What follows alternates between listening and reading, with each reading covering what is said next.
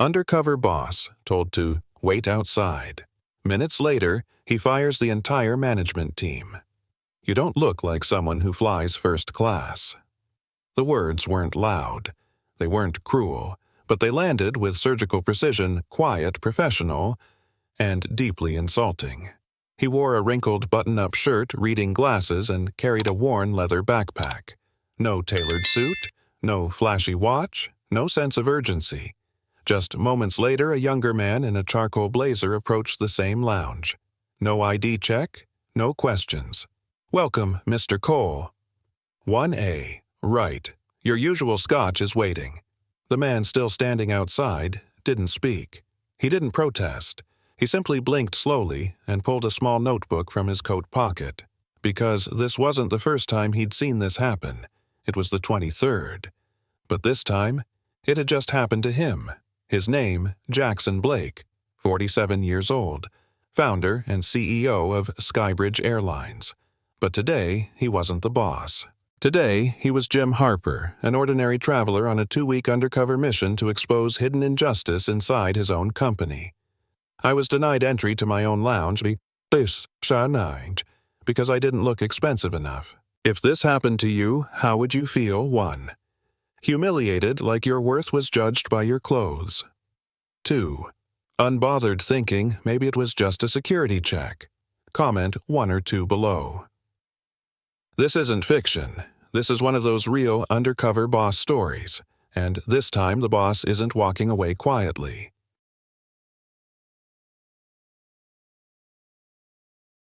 Jackson Blake sat quietly in the main terminal just outside the frosted glass doors of the Skybridge Airlines first-class lounge. A line of beige leather chairs stretched along the wall, mostly empty. The light overhead was too bright, the announcements too loud. He didn't mind. He reached into the inside pocket of his well-worn jacket and pulled out a small black notebook, leather-bound, scuffed at the edges, the corners curling from constant use. He flipped past the pages, tight handwriting, one observation after another. Dates, times, gate numbers. No emotion. Just facts. He added a new line. Access denied to lounge. No smile. No verification. No effort. Outfit judged. Assumed economy. His jaw didn't tighten. His shoulders didn't move. But inside something settled.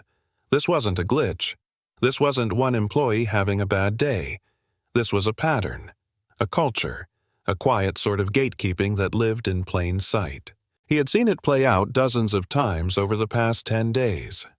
A man in cargo shorts and a faded college hoodie politely offering his platinum card at the counter only to be asked for additional ID. An elderly woman traveling alone ignored as she tried to lift her suitcase into the overhead compartment, while the sharply dressed businessman 2 rows down was assisted before he even stood up. A young couple in matching travel sweatshirts being told the upgrade list had already closed as a solo traveler with cufflinks and a Swiss carry-on was ushered into first class 10 minutes later. Jackson had documented them all, quietly, thoroughly, and then, this morning, it happened to him. He didn't shout. He didn't correct the staff member when she said, "We just need to verify your status again, sir. This lounge is for our premium guests only." He didn't flinch when the man behind him, crisp gray suit watch glinting under the light, was welcomed inside with a cheerful, "Welcome back, Mr. Cole." Scotch waiting as always. No, Jackson had simply nodded once, stepped aside, sat down in the public terminal, and opened his notebook. The irony didn't sting. It clarified. He had built this airline, brick by brick, plane by plane, policy by policy.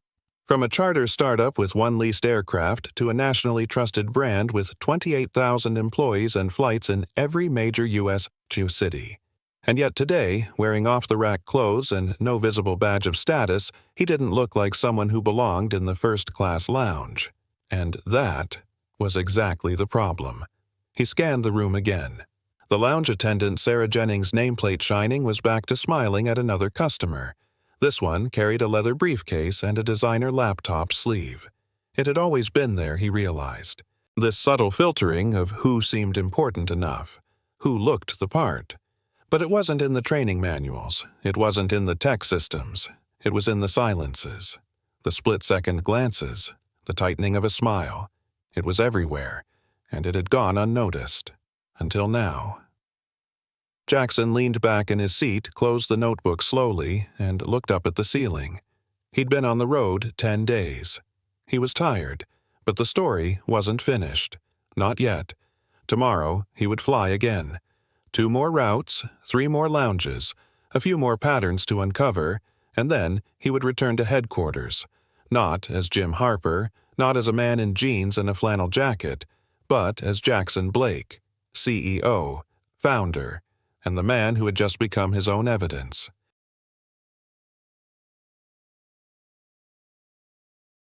Two and a half weeks earlier, Jackson Blake sat alone in his corner office on the 40th floor of Skybridge Airlines headquarters watching thick gray clouds roll across the Manhattan skyline. The glass wall behind his desk rattled faintly as the wind pressed against it, a low, steady hum that echoed the tension building inside him. The latest customer feedback reports were spread across his desk like a crime scene. Graphs, numbers, red arrows. Satisfaction scores were down, loyalty indicators slipping. But what troubled him wasn't the drop. It was the tone behind the comments. Something was off, something subtle, something that the data couldn't explain. The door swung open without a knock, the only person in the company allowed to do that. Elaine Barrett, his chief operating officer for the past 16 years, walked in holding 2 mugs of coffee. "I take it you've seen the numbers," she said, setting one down without waiting for confirmation. At this point, Jackson muttered, "I've memorized them." Elaine, 63, silver-haired and sharp-eyed, had been with him since the early days, when Skybridge was still 3 leased planes and a single operations center in Cincinnati. She didn't waste time sugarcoating. "It's not just the scores," she said, sliding into the seat across from him. "It's the patterns." Jackson pushed a tablet toward her.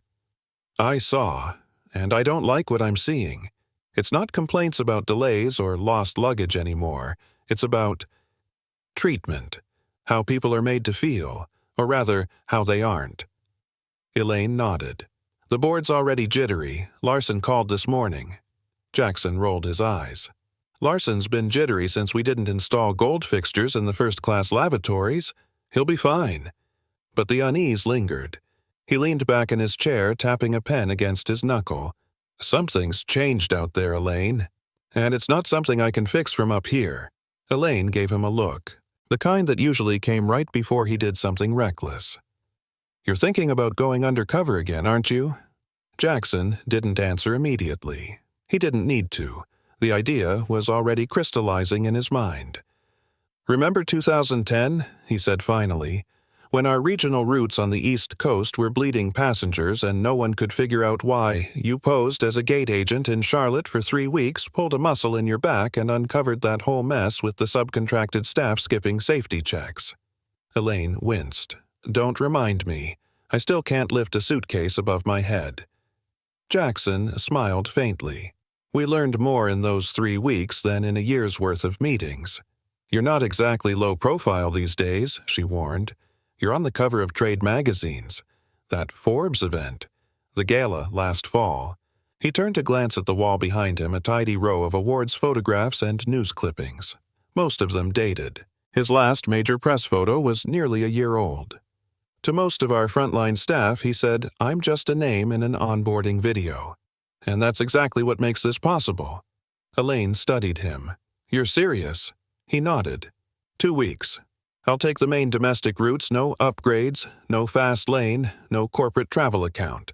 I'll book flights under my middle name and use my personal card.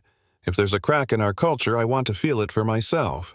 And how exactly do you plan to explain the CEO vanishing for 2 weeks during a performance dip?"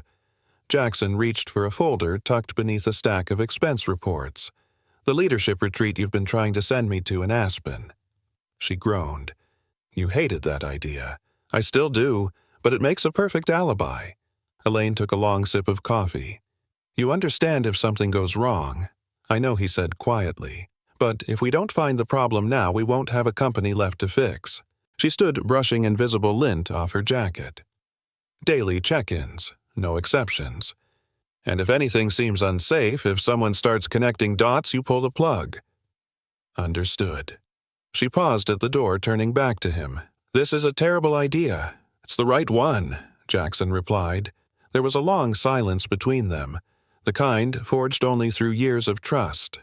Then Elaine sighed. "Fine. But if you end up scrubbing floors in Phoenix again, don't come crying to me." He chuckled softly. "Noted." As the door closed behind her, Jackson turned back to the window. The clouds had thickened. Rain tapped at the glass like fingers, but in his chest there was clarity. Resolve. 2 weeks, 10 cities, no special treatment. And one mission, to find out what kind of service his airline was actually delivering when no one knew the boss was watching. What he didn't realize was that the answers would shake the foundation of everything he thought he'd built.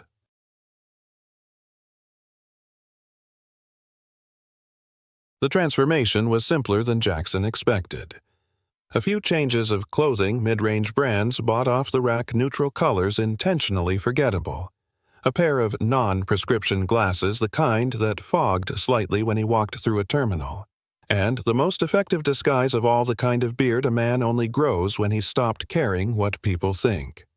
He booked all of his flights under his middle name, James Harper, using a personal email and credit card, bypassing the Skybridge executive account. He maintained his actual frequent flyer status, but avoided any perks, no early boarding, no express check-in, no lounge access unless he paid for it like anyone else. To the world, he was Jim Harper, a retired school administrator visiting old friends across the country. His first few flights were uneventful. Boston to Chicago, Chicago to Denver.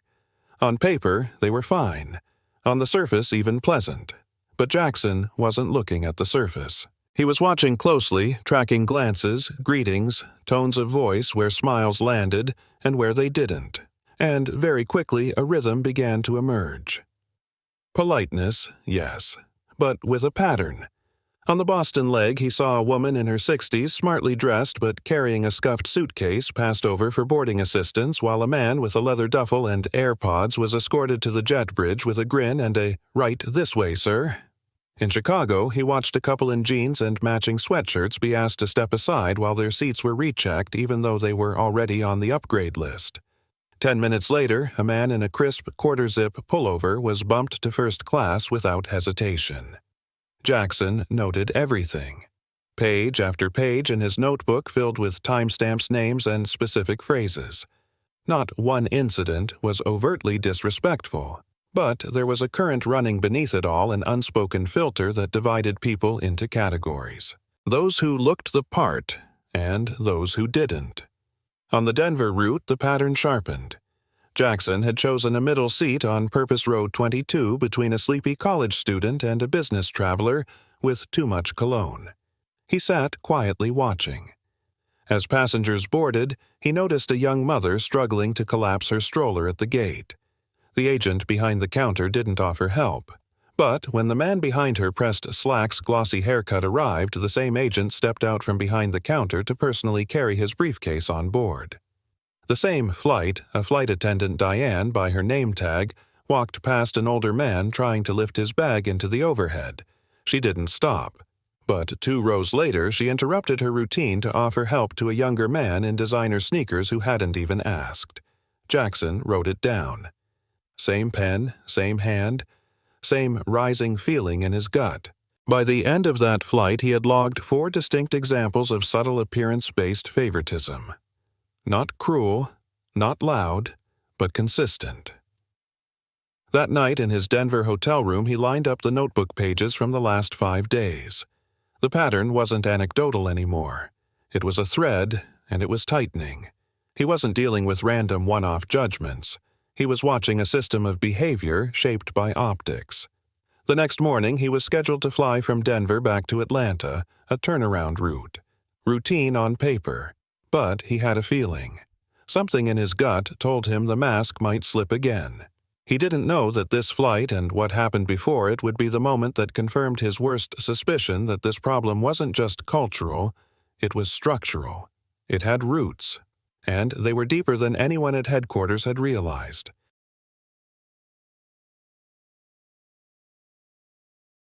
Jackson didn't return to the lounge. Not after what happened the day before. He chose instead to sit near gate C-14, just close enough to observe the check-in flow, but far enough to remain invisible. He carried a small cup of black coffee and that same unassuming leather notebook now nearly half full. The pages were creased the spine soft from use. He wasn't writing this morning, not yet. He was watching. The pattern was holding. An older gentleman in a windbreaker and orthopedic shoes approached the gate counter. Diamond member tag clearly visible on his Skybridge app. The agent, a young man with too much gel in his hair, barely glanced up. "You're a little early, sir. We'll call boarding by group." 10 minutes later, a woman in business casual with a designer tote walked up. "First-class boarding begins in about 15 minutes," the agent told her with a smile, tapping the screen to check her upgrade status without her asking. Jackson didn't flinch. He didn't sigh. He just turned the page in his notebook and started a new line. 2 customers. Same status. Different energy. That's when he heard the voice. "They did the same thing to me last month." Jackson looked up. A man in his late 50s had settled into the seat beside him, resting a worn canvas carry-on at his feet. He wore travel slacks, a collared shirt, and a windbreaker that had seen miles. His tone was casual, almost friendly, but there was something underneath, like someone who had stopped expecting things to improve and learned to call it what it was. "The lounge staff?" Jackson asked. "Yep," the man said, nodding toward the entrance. "Sarah's been doing that move for months. Delays the ones she thinks don't belong. Fast tracks the ones who look the part." Jackson tilted his head slightly. "You fly often," the man smiled. "David Mitchell. Diamond since 2007. I used to be proud of that. Now it just feels like a label that only works when I wear a suit." Jackson offered his hand. "Jim Harper. Platinum." David shook it. "You new to this route?" "Not exactly," Jackson said. "I'm doing some observations." David raised an eyebrow but didn't pry. Instead, he leaned back in his seat and scanned the gate area like someone who'd done it hundreds of times. "You start to notice it when you don't travel for the meetings anymore," he said. "I used to be VP of sales. Now I consult, so I dress how I want." That's when things changed. Jackson listened. Used to get pre-boarding friendly greetings upgrades like clockwork. Then suddenly I'm waiting longer, getting randomly re-verified, missing out on upgrades even when I'm at the top of the list. Thought I was imagining it, until I started keeping notes. Jackson felt his pulse quicken. "You keep notes?" he asked. David reached into his carry-on and pulled out a folded sheet of paper. Printed dates, notes in the margins, flight numbers. "Don't have time to be writing novels," David said, "but I track the patterns. I'm a numbers guy. This stuff doesn't lie." Jackson took a moment before speaking. "Have you ever filed a complaint?" David laughed, a short, humorless sound. "3 times. Got the usual responses. We value your feedback. We're sorry for your experience. We'll forward this to the appropriate department." Nothing changed. He paused, glancing back toward the lounge. "I don't want perks. I just want to be treated like my loyalty means something even when I'm not dressed for a boardroom." Jackson nodded slowly. "I know what you mean." David eyed him. "Do you?" Jackson smiled faintly. "Let's just say I've had some recent clarity." A boarding announcement crackled overhead. First-class passengers were called. David stood stretching his legs. "See you on the plane, Jim. We're both in 3C and 3D. Hope you like aisle seats." As he walked away, Jackson remained seated, the printed sheet of notes still in his hand. He stared at it for a moment before folding it neatly and sliding it into his notebook. The cracks weren't just theoretical anymore. They had names, faces, flight histories. And if David Mitchell was right, if other frequent flyers had seen the same pattern, then Jackson wasn't just looking at a customer service problem.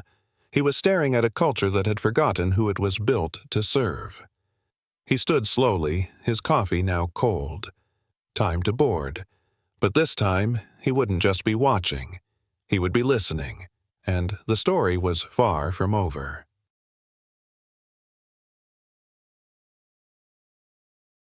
The flight from Atlanta to Los Angeles was half-full quiet and running 10 minutes behind. Jackson didn't mind. He had a window seat near the back, deliberately far from first class, deliberately forgettable. The cabin lights were dimmed for takeoff, the passengers settling in, some with earbuds, others flipping through safety cards. Jackson opened his notebook, briefly added 2 short observations about gate staff behavior during boarding, then closed it again. He was about to rest when someone slid into the aisle seat beside him. He glanced up instinctively, then paused. It was Diane Walker, the flight attendant from his Denver leg earlier in the week.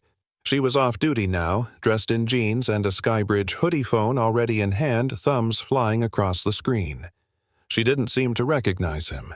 He didn't expect her to. Flight attendants saw hundreds of faces each week, and Jackson, in his current form, was designed to be unmemorable. Still, something in his gut tightened. He turned slightly toward the window, but kept part of his peripheral vision on her screen. Not intentionally at first. Just awareness. But then a name caught his eye. Thomas Reed. Jackson blinked. The same Thomas Reed who managed Skybridge's regional operations across several hubs, including Atlanta. He watched as Diane typed, "Some guy caused a scene at ATL Lounge. Looked like a confused professor or something, kept asking questions. Said he was Diamond. Sarah made him wait outside. We flagged it." Jackson stayed perfectly still. His heart didn't race. His posture didn't change. He just listened, absorbing every keystroke.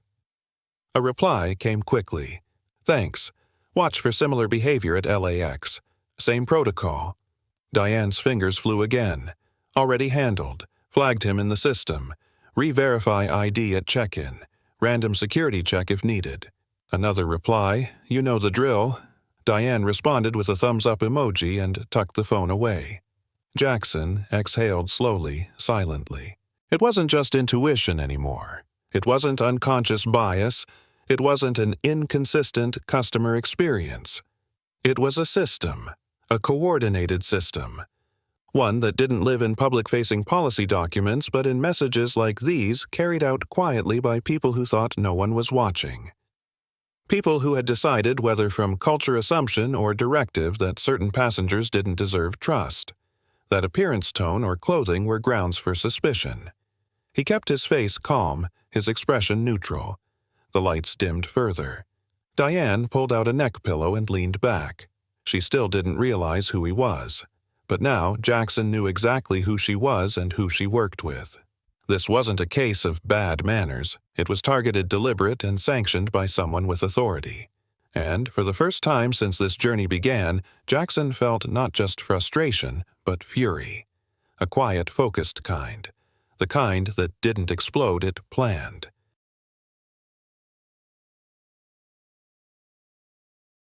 Jackson didn't sleep that night. Not even a few minutes. He sat at the small desk in his hotel room overlooking downtown Los Angeles, curtains half open, letting in the yellow glow of passing headlights. In front of him lay a spread of notes, flight logs, and policy printouts he'd requested discreetly through a lane back at headquarters. For days, he had been documenting behavior individual, human, subjective. But after what he witnessed on that flight, he knew it wasn't enough to expose a few bad actors. He needed to understand how the system had been built to reward them. The messages between Diane and Thomas Reed weren't just banter. They were procedure. Language like already flagged, same protocol. Re-verify didn't exist in isolation. Someone had written them into process. And that someone had access to operational authority. Thomas Reed's name appeared in several internal memos dated within the last 14 months, mostly tied to regional efficiency initiatives, onboarding streamlining, and what the documents called customer optics standardization. It sounded benign, corporate, but the changes aligned perfectly with the shift Jackson had been feeling from passenger feedback. It all dated back to shortly after Skybridge had finalized its acquisition of a smaller regional competitor, Everspan Air. Reed had come from Everspan along with a handful of mid-level managers now scattered across Skybridge hubs. He'd been fast-tracked into a powerful role at the Atlanta regional office. From there, it seemed he had introduced a tiered prioritization model for frontline service interaction, ostensibly to reduce friction for high-value passengers. But nowhere in those policy updates did it define high value beyond vague language frequent flyers, premium travelers, brand-aligned presentation. That last phrase, brand-aligned presentation, made Jackson's stomach turn. He dug deeper. Elaine, moving quietly but effectively from the home office, provided him with back-end logs from gate agent systems, flags, re-verification prompts, upgrade overrides. They weren't triggered by seat class or frequent flyer status. They were manually initiated. Human judgment. At scale. What had begun as a way to streamline guest experience had become a filter for performative class signaling. People who didn't look premium were being quietly sorted delayed and in some cases outright denied services they had earned. The data didn't just confirm the trend, it exposed intent. Jackson traced several of the override actions back to Sarah Jennings, the lounge attendant from Atlanta. He found more linked to Kevin Rowe, a gate agent in LAX. Diane, of course, was already on his mental list. He compiled names, timestamps, flagged accounts. All of it added up to a soft system of exclusion executed behind smiles and uniforms. He added one final name to his notes: Thomas Reed, the architect. And somewhere likely buried in a meeting calendar or a hallway conversation no one recorded, Reed had given the green light for this philosophy to take root. Jackson sat back as dawn bled into the skyline. This wasn't a training issue. It wasn't a case of outdated protocol. It was a leadership problem. Someone had decided that dignity was conditional and handed the power to enforce it to people with no business deciding who mattered. Jackson didn't need more confirmation. He needed accountability. But first, he needed to see how far the rot had spread.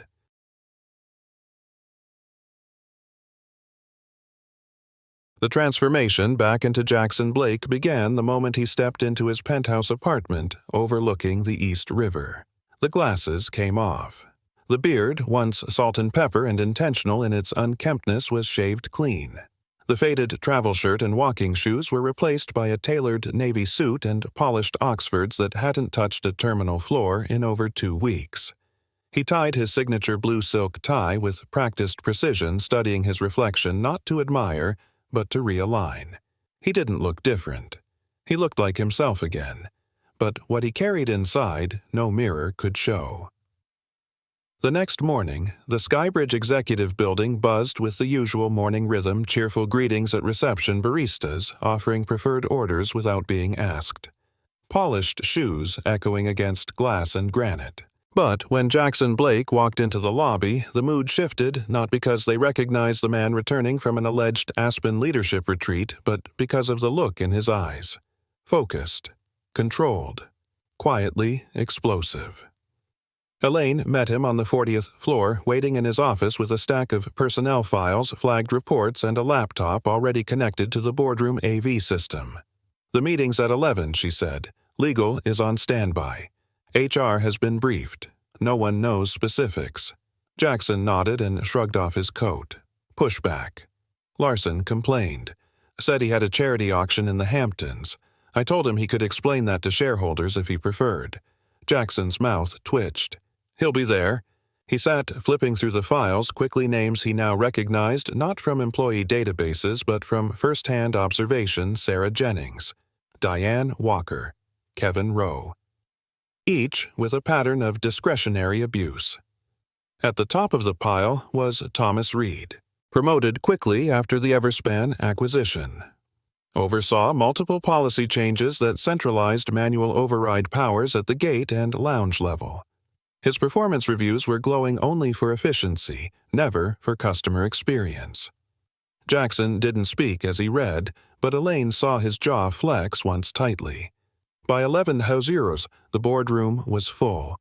12 members investors, legal advisors, 2 former airline execs, 1 legacy founder who rarely spoke. The room went silent as Jackson entered. No smile, no small talk, just gravity. "Thank you all for adjusting your schedules. he began, his voice calm but razor-sharp. "What I'm about to share is not a report. It's not speculation. It's evidence, and it demands immediate action." For the next 50 minutes, Jackson presented his findings not as bullet points, but as a narrative, as truth. He showed video clips, read selected quotes, displayed anonymized passenger complaints that matched his observations. Then he revealed what none of them expected, that he had been traveling undercover for the past 14 days, logging every incident himself. "What I experienced wasn't a customer service issue," he said, letting the silence stretch after the words. "It was systemic bias based on perceived status and visual judgment. Our people are making decisions about who matters based on clothing brands, luggage styles, grooming, and assumptions. And it's happening under policies approved in this very room." One board member attempted a rebuttal. This seems anecdotal at best, but Jackson cut him off with a single sentence. "Then explain why I, as your CEO, was flagged for secondary verification 3 times in 4 cities while wearing a $39 jacket." The room froze. No one moved. One by one, he laid out the terms immediate suspension and review of key personnel, a full rollback of discretionary override protocols, mandatory retraining for all frontline staff, and the establishment of a permanent passenger advocacy council to oversee policy compliance and report directly to the CEO's office. "This will be expensive," the CFO said, already calculating the hit. "Not as expensive as a class action lawsuit," Jackson replied, "or as costly as betraying the trust of the people we claim to serve." The board voted. 10 in favor, 2 abstentions. It was done. Jackson stood before they could begin congratulating themselves. "This is only the beginning," he said, eyes scanning the room. "I'm not here to save face. I'm here to change the face of this company." By sunset, 17 employees had been suspended or terminated. 5 of them were senior enough that Jackson handled the terminations himself, including Thomas Reed. The confrontation was short. Reed, summoned to the executive conference room under pretense, arrived smug and curious. His expression shifted when he saw Jackson sitting alone, a folder in front of him. "Mr. Reed," Jackson said, not rising. "Please sit." Reed sat. "Is this about the upcoming policy review?" Jackson slid the folder across the table. "This is about your interpretation of brand-aligned passengers, your abuse of manual override systems, and your pattern of discriminatory flagging practices across multiple hubs." Reed tried to deflect, tried to posture, then tried to threaten. Jackson listened unmoved. Then he spoke, voice like steel. "You had the arrogance to assume no one was watching. You were wrong." He didn't raise his voice. He didn't need to. When security arrived, Reed didn't resist. He looked back once, perhaps still hoping for some kind of reprieve. But Jackson had already opened the next file. That night he stood in his office overlooking the city, hands in his pockets, the lights of incoming planes blinking in the distance. Elaine entered quietly. "It's done," she said. "Systems locked, access revoked. Legal satisfied. We begin rebuilding tomorrow." Jackson nodded but didn't turn. "Book a company-wide broadcast. First thing in the morning. Every employee, every terminal. I want them to hear it from me. No more whisper chains. No more assumptions. Already scheduled?" Elaine replied. She paused. "You did the right thing, Jackson." He exhaled slowly. "Let's just hope it's not too late to make it right."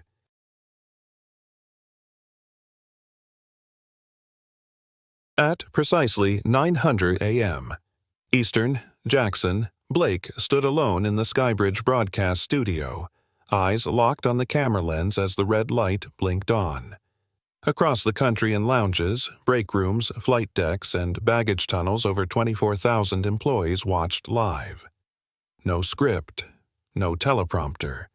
Just Jackson in a dark suit, sleeves rolled to his elbows, and a quiet gravity in his voice that silenced even the noisiest terminals. "Many of you know me as the founder of this company," he began. "What you may not know is that I started Skybridge with a folding table, 2 routes, and no guarantee we'd make it past 6 months.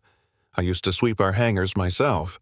I've loaded bags in the rain, served drinks during weather delays, and apologized face-to-face to customers we failed.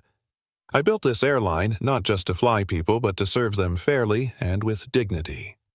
Somewhere along the way, we started measuring passengers by the wrong criteria, and for that, I take full responsibility." He paused, letting the silence carry. 2 weeks ago, I left this office and became a passenger again. Not as your CEO, not as a name on the side of the aircraft. Just a man in seat 22B, and what I saw changed everything. Not because of how I was treated, but because of how I saw others being treated. People like David Mitchell, a 15-year diamond flyer who was dismissed because he didn't look like he belonged in first class anymore. People like the older woman lifting her own bag while staff looked the other way. People who paid the same, flew the same, but were offered less simply because of how they appeared. His voice didn't rise. It didn't need to. The truth hit harder than volume ever could. We failed them, quietly, systematically, with a smile. Then came the pivot. That ends now. As of yesterday, we've removed 17 employees whose actions violated our values.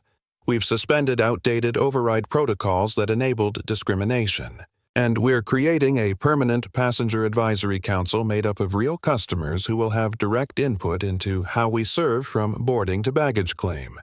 We are also launching a leadership immersion program.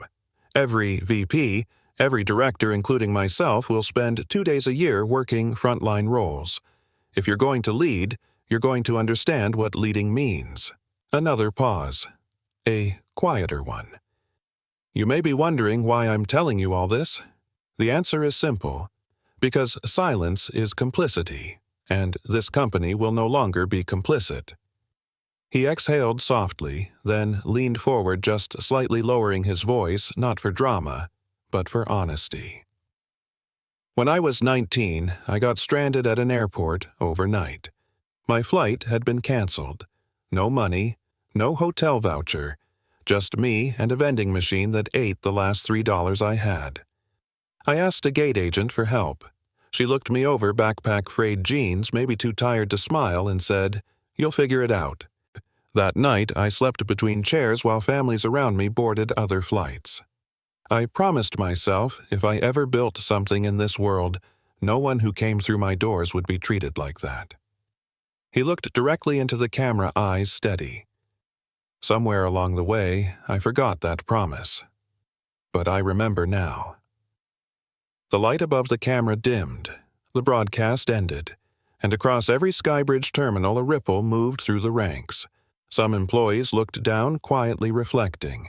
Others looked up inspired, but no one looked away. That afternoon, Jackson returned to the terminal not as a CEO with press cameras, but as a man watching. He stood near the same gate where David Mitchell had once been brushed off, watching as an elderly couple approached the desk.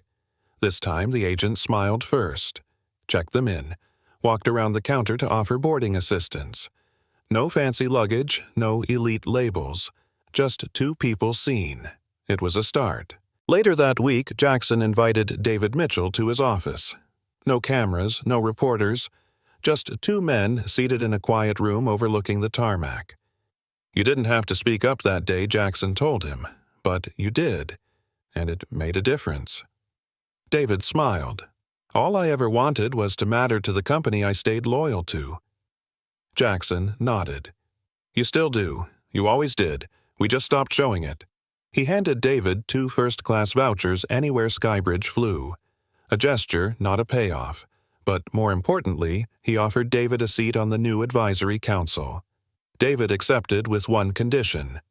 "Don't forget, this happened, and don't let it happen again." Jackson looked him in the eye. "I won't." That night back in his office, Jackson wrote one final note in his notebook before closing it for good. Respect isn't a feature, it's the flight. The next morning, every Skybridge employee received a message, new training modules, revised standards, and one simple directive at the top of every onboarding document moving forward. Every passenger, every time. If this story moved you, tell us how. Have you ever felt overlooked because of how you looked, dressed, or spoke? Share your experience in the comments. Someone out there needs to hear it. And if you believe in real change, real leadership, and real stories that matter, don't forget to subscribe for the next Undercover Boss story. We've got more coming, and trust us, you won't want to miss what happens next.